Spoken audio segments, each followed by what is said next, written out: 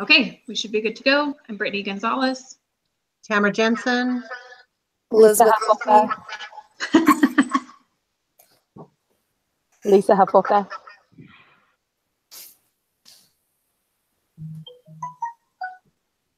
Morgan Copeland. I put another link on there for her.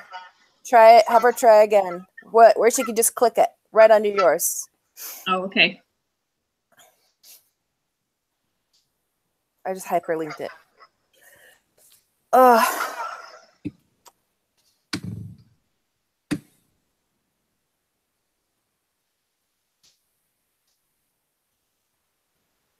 Okay, I will go ahead and tell you about the interview that I did. Let me get back to my list of questions here.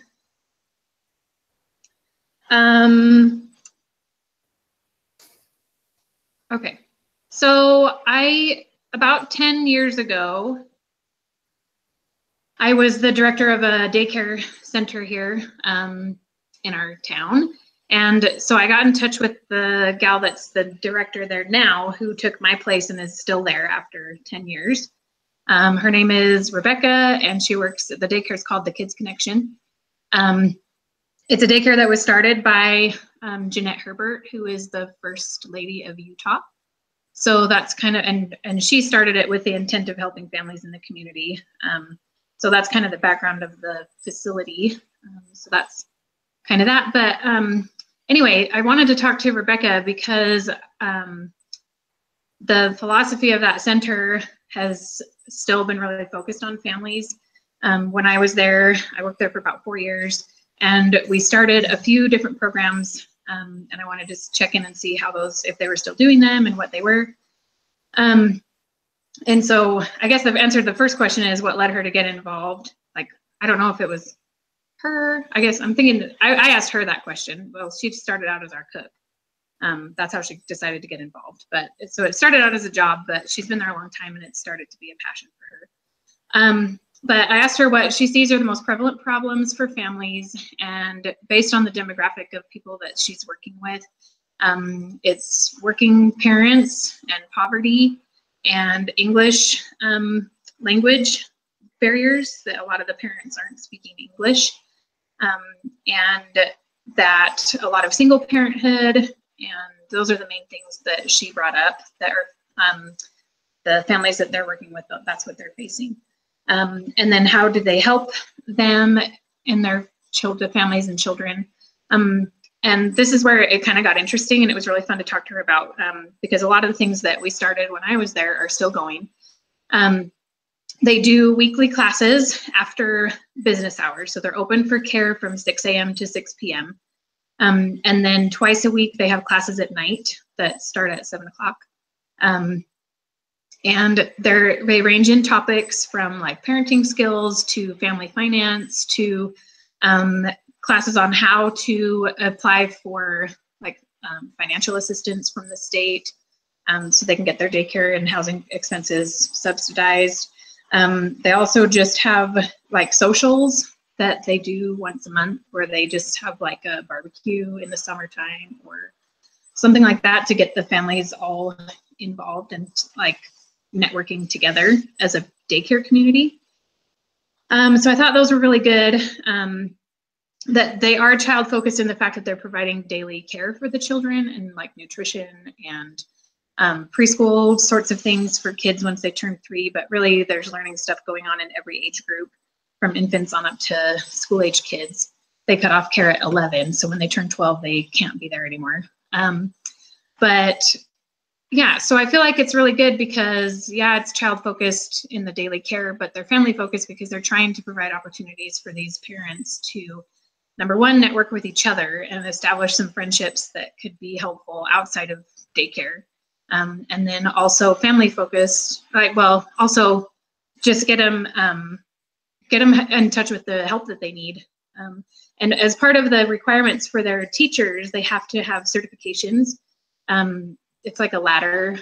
Like, I don't know if you guys have heard of that. It's like I don't remember what it's called. I didn't write it down. I forgot. I used to be on it. CT, I don't know. anyway, so in order for them to maintain their certification at the whatever ladder that level they're on, there's like classes they can take and classes they can teach, and so there's opportunities there. So a lot of the classes are being taught actually by the teachers that are teaching their children. So I thought that was really cool. That's a new development since I was there. So anyway, the questions that I asked her that I had to come up with on my own, I said, why do you think it's important to create a sense of community in the daycare setting? Because I think historically, or I know stereotypically, daycares are just, you drop your kids off, you pick them up, and then that's the end of your involvement with the daycare. And her thought on that was basically, this needs to be a go-to place so that they know that they can come there for any reason to help their families and help their kids. And she gave me several examples of parents who ended up being in like abusive situations or addiction situations, where their kids were being taken away and things like that. And it becomes like a safe place for their family to seek support. And that probably wouldn't have happened had they not been participating in all of these other activities and things like that. So I thought that was really cool. And then the other question that I came up with after reading the chapter was, what partnerships or relationships do you have with other agencies, and do you use them as referrals for families in need? And yes, the answer to that is yes. They work with a lot of government agencies. They work with a lot of therapists that they refer people to specifically based on what their family needs are. They've got state coordinators that help come in and deal with funding, like subsidies and stuff like that, that come and teach classes on how to get the support. They also have a lot of relationships in the Hispanic community. So community representatives from that that are able to come in and speak bilingual and do things like that. So it sounds to me like what they're continuing to go strong with some of the programs that we wanted to start a long time ago. But I don't know, it seems like a pretty good place to be to me. So that's kind of what I found out in my conversation. I'm done. Very cool. It was good to see the development that you've lived. Yeah, it was fun. I haven't been in touch with her for a long time outside of like social media and kind of keeping up on that. But it was fun to be back in there and just see it and smell it, and my old stomping ground, I guess. But yeah, they have a lot of really cool programs that they're involved in. So I think it's really good. They're very dedicated to those families for sure. So cool. Do you mind if I go just in case that baby starts crying? No, go ahead. Is that okay? So our old stake president, he does family law, but he's also the premier adoption lawyer for foster care for all of Nevada. And the Supreme Court appointed him specifically to do that of Nevada. So he was someone I definitely wanted to talk to. And so I asked him what he wanted to be, why he initially wanted to be a lawyer with family law in the first place. And he's funny because all of his answers were such a lawyer, like short, concise. Okay. So he just kind of said that when he passed the bar exam, he already had it set up to work with a specific partner that handled family law and business law. And they just handed him a stack of pro bono adoption files. And he just said, like, these are yours now. And he's like, well, I never wanted to do family law. And he's like, well, too bad, because they're yours. So that was his start. But then he just fell in love with it and being able to make a difference, especially in the lives of foster children and seeing them adopted into new families. And he said, I asked him, what are the most prevalent problems for families specifically in Las Vegas? And he said that drugs and alcohol, without a doubt, destroy so many families and cause separation from the children from their parents more than any other problem. And I said, are there any ways that your law firm help children and families outside of his practice? And he says that they donate to several causes, but most of the attorneys in the law firm specifically donate their time at no expense to represent children that have been removed from their homes. So their focus is really on giving a voice to those kids that just don't have one. And the question, how does your organization strive to strengthen the family or to step in to help children where families are failing? And he just said that, he said, I'm one of 3 attorneys in the entire county, and our county covers almost all of Nevada except for like Reno, that is authorized to finalize special needs adoptions for foster families. And he makes sure that he does that at just 20% of the fee that he charges for private adoption. So I said, what can we do locally as citizens of our community to help support the family? And he said unequivocally what he sees is that downtown, there's like 160 kids that are just sitting in basically an orphanage. And because there's no foster homes for them to go to. So that's their foster care is downtown. And so he just said, so many more people need to get licensed as foster parents and take more children into their homes, even temporarily, while parents try to get their lives in order. And so many times parents cannot get their lives in order, and a foster situation ends up turning into an adoption. So it's really, he felt that there are other places that you can get involved, like a CASA worker where you just volunteer to help foster parents out and give them a break, so they have more resources to help the children too. This puppy. Let's see. Is there a situation, I asked him if there was one that he could share where he felt like their law firm made a specific, meaningful difference in helping a family or the community to advocate for the family in general.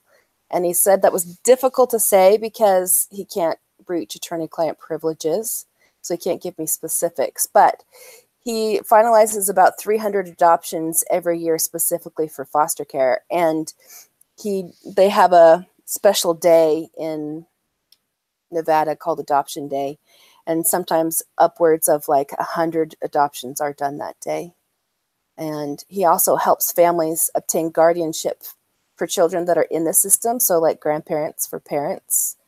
And a lot of foster families want representation from him to be able to, the process drags on really long. It's only supposed to be a year before the child can be adopted, but sometimes the process gets dragged on really long, and he's able to represent them and help build their families when it's in the best interest of the children. So that's all I had for that.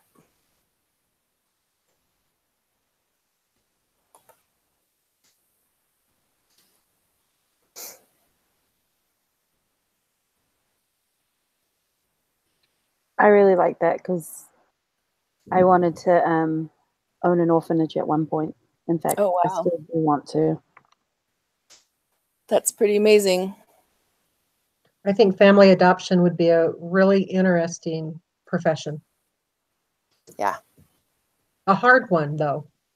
Very. I so would, many intricacies. and I would want to take them all home with me. Yeah. It'd be We hard got into to. foster care just to do adoption, and there were so many politics involved. We were never able to have any children that were available to be adopted, and just so crazy. Just because there's such need for temporary that they just kept refusing, like our opportunity to adopt. So crazy. That is crazy. My sister's best friend, she actually grew up with her mom doing foster care, and then that's what she decided she wanted to do. So she was doing foster care and ended up adopting the little boy that she was fostering, and it was a really long process for that to get done.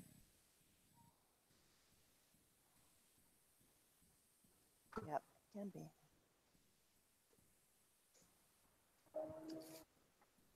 So I can always go ahead and go next if no one else wants to go next. Okay. Okay, so the organization I did is called EduQuest, and my husband actually worked for them last year. So that's why I knew about them in the first place. So EduQuest, it is an organization that they get all of their funding through the government, and they hire people like my husband to go in and sit with the kids that have IEPs. And so that's what he did. And so because Marlene Gardner was his supervisor, and she's the one who runs it and decided that she wanted to. So she actually created the organization herself because she worked with the schools and stuff like that. And then she decided that she wanted to do this, and she talked to the government, got the funding that she needed, like, and things like that to make sure that the kids can have the hours they need and they have someone who can be with them, and then they can pay people as such. And one of the things that was mentioned was that a lot of the kids that have their IEPs are kids that usually come from broken homes, or they're kids that have things like ADHD and their parents don't get them the medication they need, or they aren't consistent with it. Some other things that a lot of the kids have, like the parents will have drug problems and alcohol problems, which in the behavior that the parents have when they are on drugs or they are drinking and they're drunk and things like that, it's very erratic behavior. And so they start to mirror that at school. And so they mostly just focus on working in the school rather than going home, but they have what they call behavioral interventionalists. I think that's how you say it. And then those people, a lot of them are still the same people that work as PSRs with the students at school, but not all of them choose to do it. But they will actually go to the homes and then teach the parents and the kids and help them together to figure out what they're going to do. So for the most part, it is mostly about the kids in the school, since they don't always deal with helping them at home, because they actually have a couple different places in our town that are specifically for home and like family-based things, where this one isn't specifically for that. So because of that, it is more child-focused. So a big thing that they have is that, because I guess a question I asked is like, what are the legal obligations as like a supervisor and as what they expect from the people that they hire as well. And a lot of that is typically like people they hire, they will come to them when they have to talk about, well, we think someone's being neglected. And then like they have to go talk to the counselors and they have to go like work through all of it and get it reported where it needs to be reported. So, and because they work so closely with them, and because even if like the PSR isn't necessarily trained or understands like the first signs of what's going on, but they have to report to Marlene or some of the other supervisors that they have. They report to them, and then they let them know what is going on with the student and if there's anything different. And then they can, because they are usually trained a little more, they can understand the first signs and they will report those things. So, and then the other question I asked was if there was a better way for EduQuest to help families and children, and if there was anything lacking that they felt like they could do differently. So overall, I feel like with the purpose of what they do right now, they do a really good job, because they work through a process of where the kids will graduate from having to have someone sit with them all the time. And so they graduate from that, and a lot of kids they do different rewards and things like that. So it helps them in those areas. But since they don't help the family specifically, the problem is that they have to get certain certifications to be able to let certain people be able to go into the home and certain trainings and things like that. So just offering more trainings would be what they could do in that area as far as what's lacking. So that's what I had on my interview.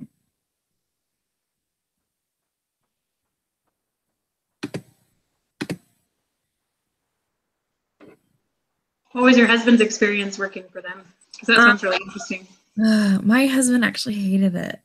Really? Yeah, he did. I'm just curious how that actually works. You know what I'm saying? But he had a really hard time because he was working with like this first grader who was blind. Well, I guess he wasn't really blind, but people like he was close to blind. But like if he wore his glasses or like, and my husband's like talked about how this little boy, like the teacher would be like, well, can you give me the red crayon? He's like, I can't, I'm colorblind. And so my husband would have to like do stuff like, oh, well, we got like, we're on Mars. Let's find all the red rock. Let's get all the Mars rocks. And so he would be able to separate all the colors and do all this stuff. But because he'd been enabled and told, oh, you're colorblind his whole life, when he was asked to do things that were very specific, you had to be really creative with how you did it. And like, there was one situation where like he was working with a high schooler. My husband was also working with a high schooler because like they bounced him around with how many hours he spent with each kid. So he would go to like 3 or 4 different schools in one day sometimes. And there was a high schooler who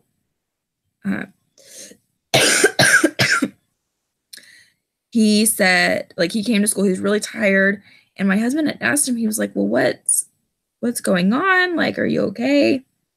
And he was like, we don't have heat in our trailer. And I mean, it's the middle of winter in Idaho, and last winter was really bad. And he's like, I had a towel and a chihuahua for warmth, and he also had like a little brother. And my husband was like, I have a really hard time separating it, because he would come home and bring all of it home, because he's like, how can you do that to your kid? Because we like had a newborn, and he was like, how can you do this? Like, and so he hated it because he had a really hard time separating everything and being like, I can leave that at work, but he's like, I couldn't do it like I thought I could. So yeah, that's hard. It's hard to It see. takes a special person, yeah.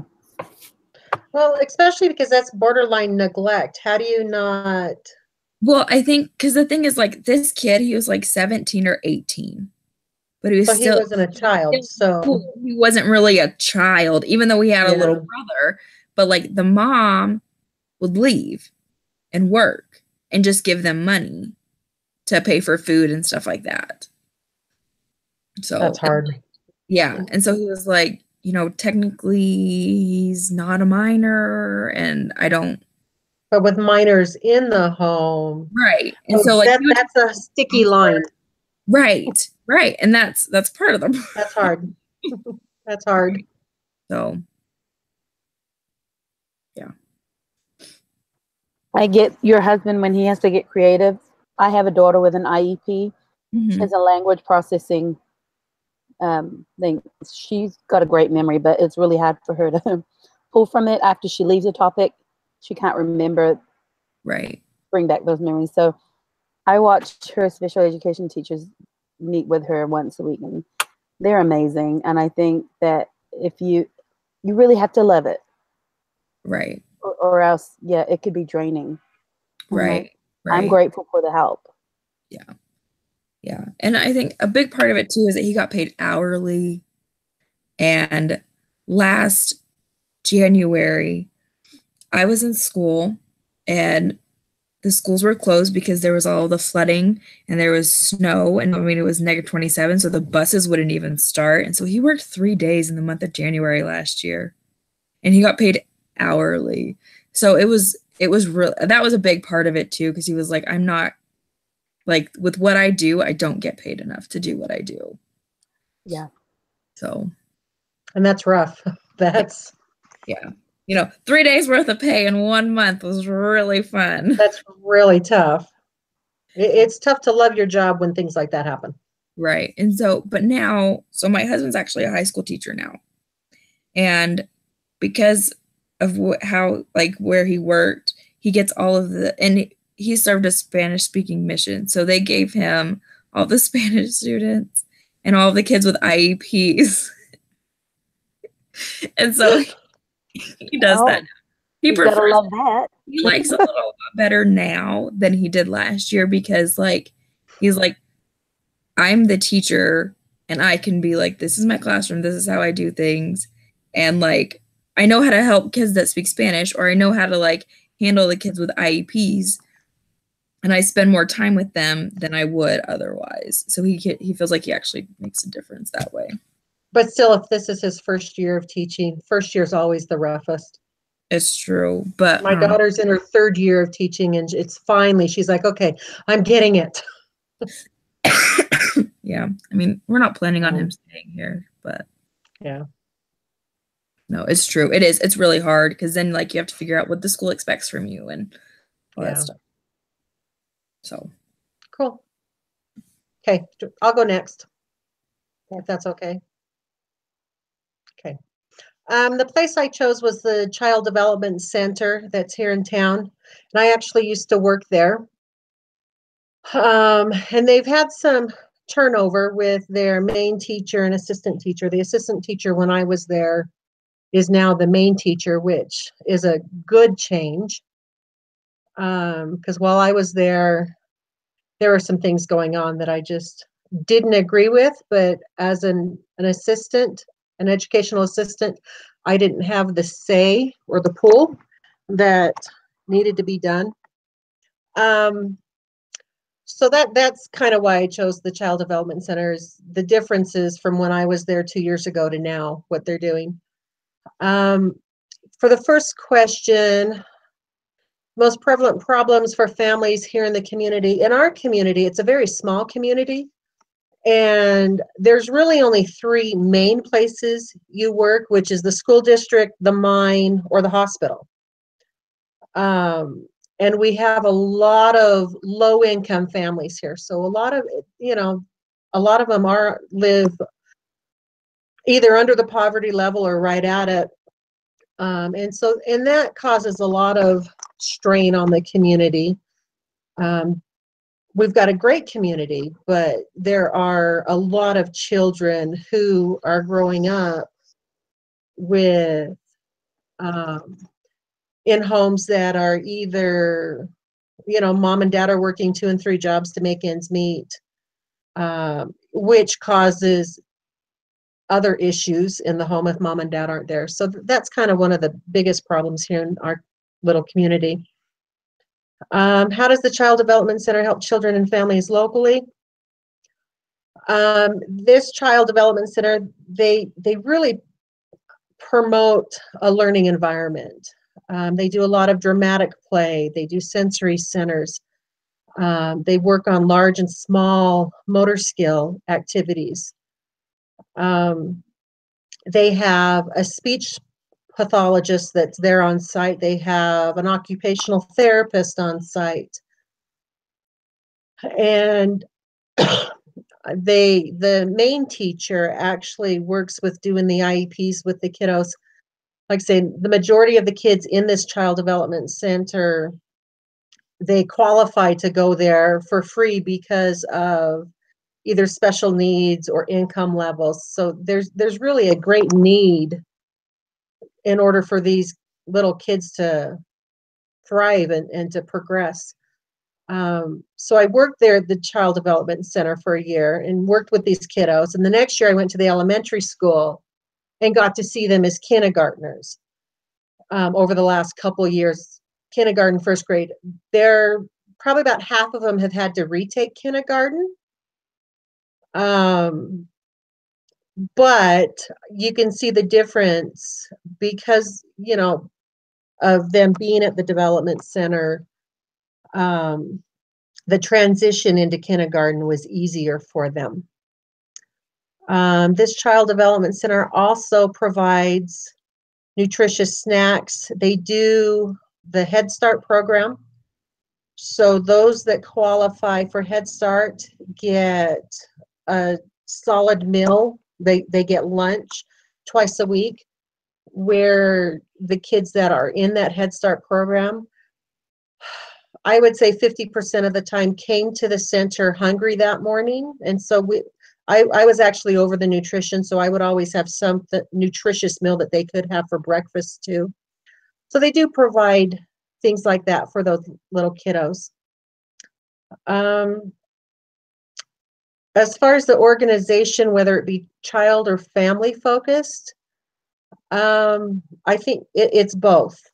They focus on the kiddos and their needs, whether, like I said, they do occupational therapy, they work with fine motor skills, large motor skills, even they trained the educational assistants, trained them how to help these kiddos with those gross motor skills to help in their development. They do have the gal that is over the Head Start program. She does make home visits. And so I think that's where it pulls it in, where it's more family friendly also, is she will go into the homes of these children and assess the needs and work with families on helping these kiddos get those needs, whether it be the speech or the occupational therapy. There were quite a few kids that had sensory issues, and so she would work with that also. I asked how effective the program is. And I mean, because I could see it firsthand, especially from when I worked there. I was not thrilled with our speech pathologist. She was never in the classroom, and they put it on us as educational assistants to do their speech for them. Compared to what they do now, they kind of got rid of her and brought in someone who actually is working with these kiddos daily. The kids there's 4 different classes, and each class goes twice a week. And so these kiddos are getting speech twice a week. They're getting occupational therapy twice a week. And these are things that they wouldn't get otherwise if they couldn't go to this development center, because the families can't afford these different programs that help them. And so the program is effective. The kids are getting the things that they need. And then the transition into kindergarten, they work really close with the school district. So when it is time, because they can be at the Child Development Center from the age of 3, they have to be 3.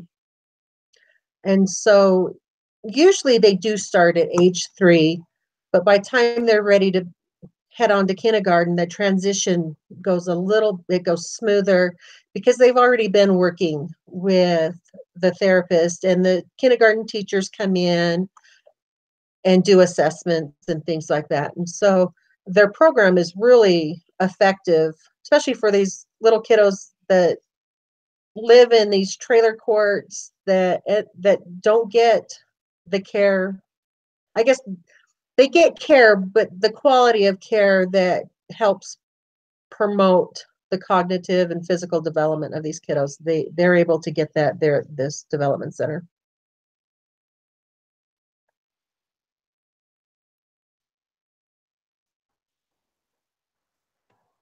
So anyway, that's what I got. It's crazy when you think about how much kids are suffering. It's so sad. For different things. Like, I mean, when you think it, like, you look at it, I mean, I get the point of this lesson, because it's like, look at your own community and see how things are really, just see how things really are. But when you think of like all of the struggles, and like not only in the family, but just personally with academic, like learning disabilities, and I don't know, it just seems like our kids are so just frustrated, not in like an emotional way, but like in a like, here's your potential, and then like, don't, like, we're making it hard. It just seems like, I don't know, it just seems hard. Well, and I think it's a vicious cycle too, because mom and dad grew up that way, and so they don't know any different. And a lot of these parents, they're doing the best they can. They truly are. But then you come in as an outside person and you see how much better it can be. And when you have kiddos coming to school in January in Wyoming with no socks and no underwear and a hoodie, it's just, breaks your heart.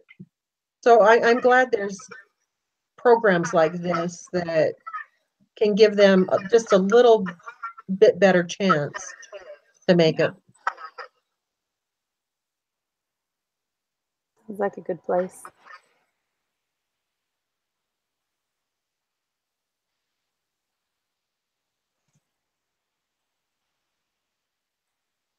Okay, Lisa, I think you're next. You're last. So I used to be working social work here in Sacramento.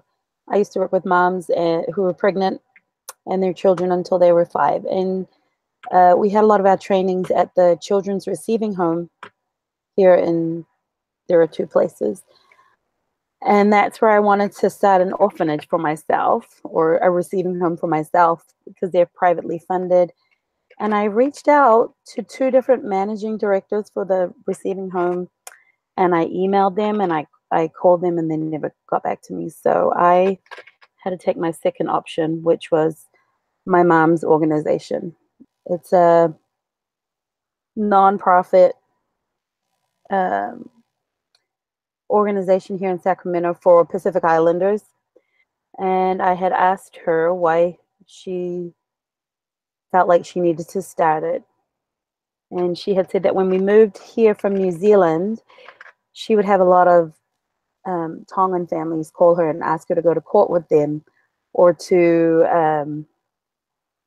where she'd interpret for Tongan parents at school and at juvenile court and at the welfare office. And so from that, she found a need in the community for our Pacific Islanders. There was a lot of language barriers for them. In fact, so she had gotten in contact with some community counseling organizations, and she was asked to counsel for 2 different organizations: the Asian Pacific Islander Community Counseling Center, and from that she got transferred to, I don't know if you've heard of Turning Point, but it's an assisted mental health organization, and they asked her to. She's been asked to go and work there because of her language skills. And so at this point in Sacramento, the court systems know my mom by name because she has at least 3 judge friends, because they know Tongan families and they know Tongans represent trouble sometimes. And so that's a big reason why she started this organization. It's called TOFA. That's an acronym for To'utupu Oi Otufelinite Association, which means Youth Leaders of the Pacific. And so she knew that the youth here needed support, because she was in the schools a lot and at juvenile court a lot. And so a lot of the barriers were that these families that came from the islands, it would be a total culture shock for them. The court system didn't cater to their languages. We're a minority here amongst the minorities, and so that's where she found herself helping a lot. And this organization, TOFA, started in 2000, and I've actually been a part of it, and I've been grateful to be a part of it, because every year we're able to hand out to do scholarships for our students, Pacific Islander students, as well as we do a health fair every year in the summer. And this year we'll be partnering with Sacramento State University, and we're hosting Pacific Islander Students Day over there. And the Sacramento School Board has joined with us, and they're going to bus all the Pacific Island students to Sac State to come and be a part of that day. My mother also feels like that TOFA is a family organization. Each year we perform for the state fair. They do cultural numbers at the state fair, and the families are the ones that come and they help and they support it. They love that our culture is being out there, being represented. And I say our culture, but I'm Tongan, but this Pacific Islanders include Fijians, Samoans, and all of the South Pacific Islands. This year, we were partnering with the Native American, their festival, which is called Big Time, and it's been a real eye-opener. California, I've been grateful to be in California and have a lot of like mixing of cultures here, even though we're a minority still. Some of the outcomes, I asked her what were some of the outcomes or how effective she thinks that this program is. And we've had one of our scholarship recipients has come back. She actually works for the state government right now, and she's come back and started a youth program within our youth program called an ambassador program.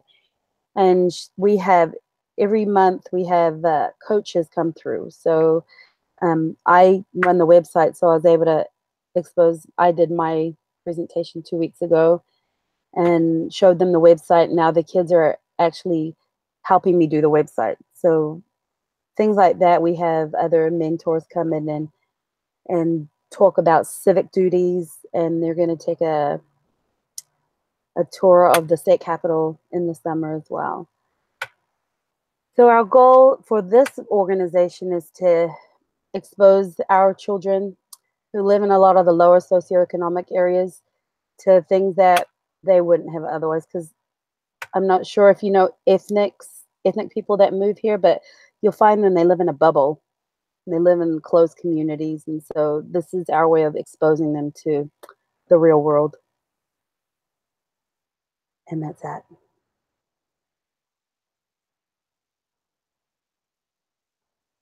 I love that people are starting to be more proactive in embracing minority populations. I think it's super important. Help them integrate better. You know, I don't know. I think that's cool what they're doing. Sounds like an awesome organization. You know, when I first moved here from New Zealand, I didn't get the whole, like, I always thought, what's the big deal? Why are you guys crying about being minorities? Because in New Zealand, there's a lot of Pacific Islanders. I never felt that till I moved here. And even now, I'm like, there's always a way out of it. You don't have to cry. Yeah. I think a lot of people are willing to, they just don't know. They truly have no idea what is out there and like what's available for them, you know? I think that comes with the difference in cultures. I mean, you come from a place like that. You know, I think of my son who's on the island of Chuuk right now in Micronesia, Guam, one of those islands.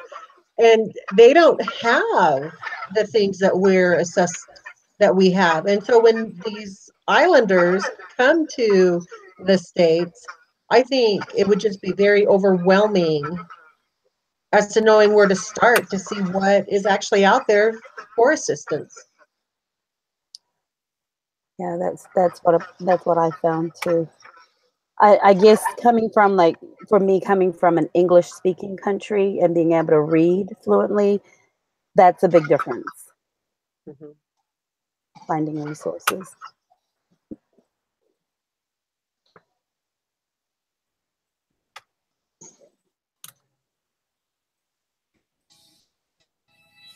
Does anyone else have anything else they want to say? Because I can go ahead and do a summary. Yeah, go ahead and do the summary. Okay. I don't know how long Brittany's going to be. I don't want to, like, stop end the broadcast and still have time at the end. Oh, okay, there she is.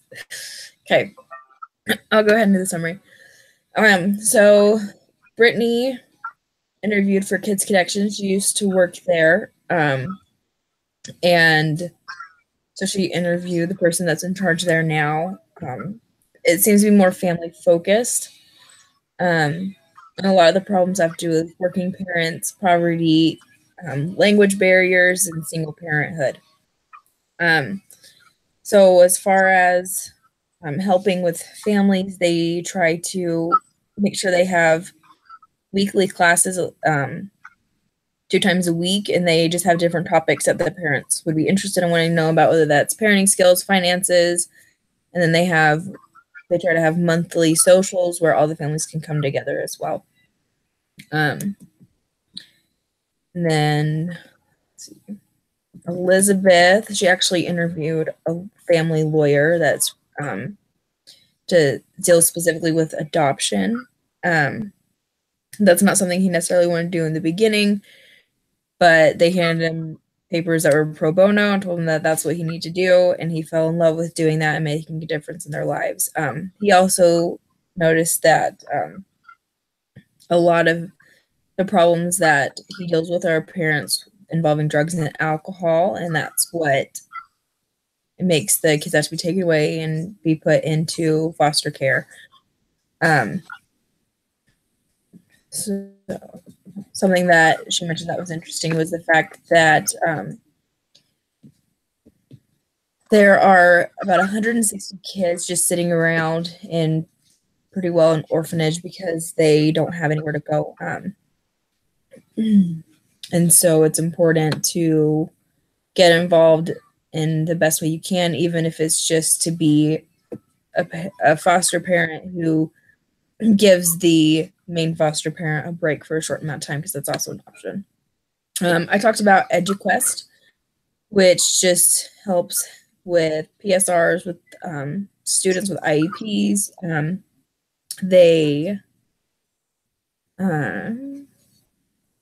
They deal with a lot of kids who have drugs and alcohol in their homes and see the behavior of their parents.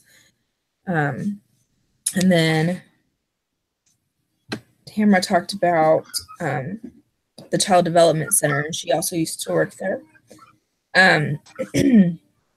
She said the new main teacher, it seems to be a good change from when she worked there. They do a lot to help people locally by promoting a good learning environment, and they provide kids with fine motor skills, speech pathologists, therapists, and then they have people who work on with IEPs. In that area, they have 3 main places where people work, and so there are a lot of low-income families. And so the Child Development Center is sometimes free because of the income level, which provides students that are not students, children who have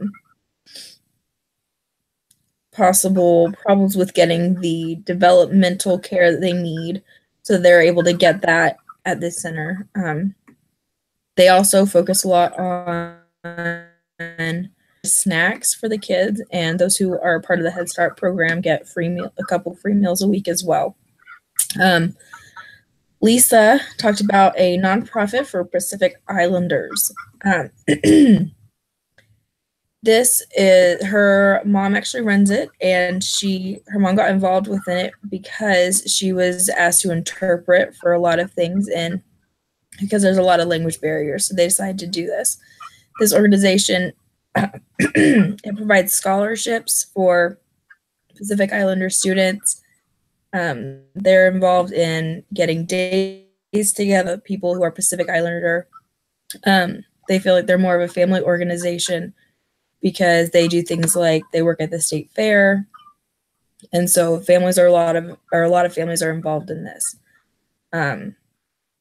She said that they also are going to be participating in the Native American Festival, and it's really interesting to see the mixing of cultures and how that all works. She also feels like it's effective because they're able to help them who are lower income or people who are in their bubble after they come to America, where they can participate in things that they wouldn't have been able to otherwise and kind of expose them to what life is like.